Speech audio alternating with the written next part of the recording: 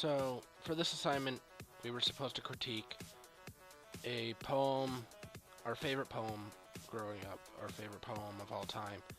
And in all honesty, I've never had one. In my earnest opinion, poems never really did much for me. They they've been around, but they've never really held a special place in my life where I could even say I earnestly had a favorite one. For me, real life quotes and philosophies, mantras, and etc. are the things that speak volumes to me, and in the sense are their own form of poetry, rather than rhyming, rather than song, rather than a haiku.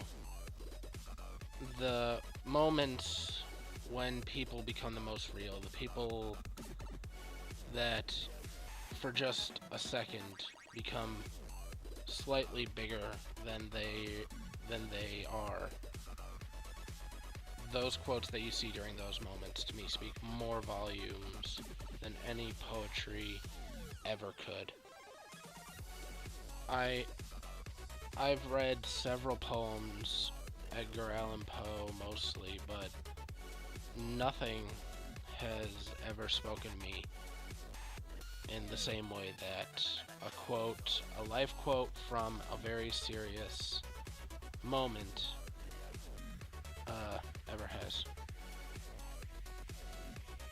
The I don't know if this would count amongst poetry, but back when I was in high school, I learned this. My teacher put up this philosophy sort of thing. He said, "Look at this. Look at this chart. Look at all the philosophies I had here." And he had about 10 or 20 so philosophies, somewhere in between 10 and 20. I think around 17. I don't know.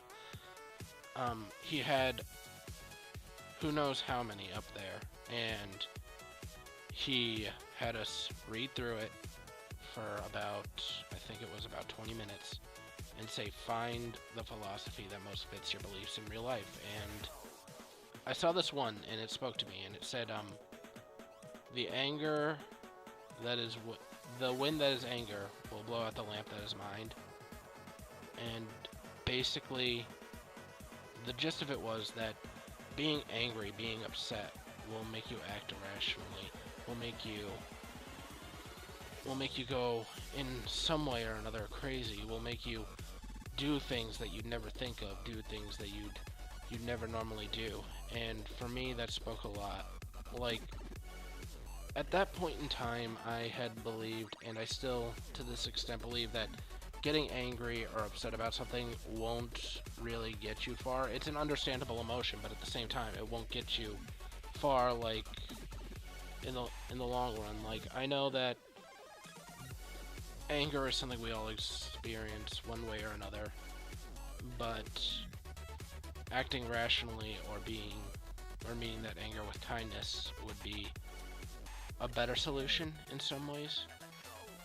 And sometimes you just can't help it, but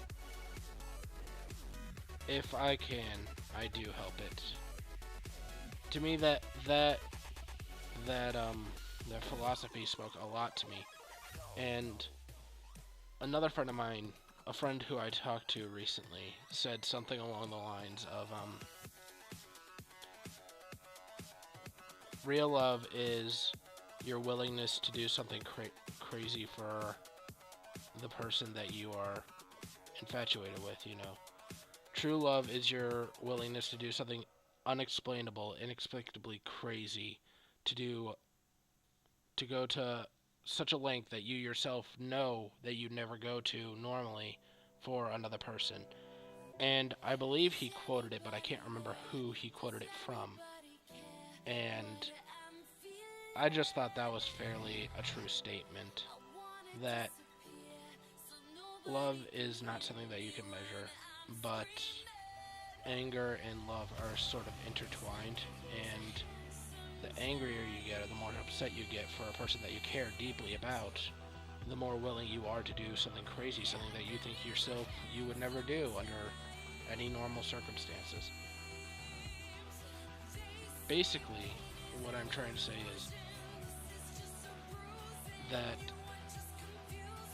the emotions that people feel at one point in time and the quotes that they can make during that true feeling, that true moment, it will speak more depth than any other poem that I have ever seen.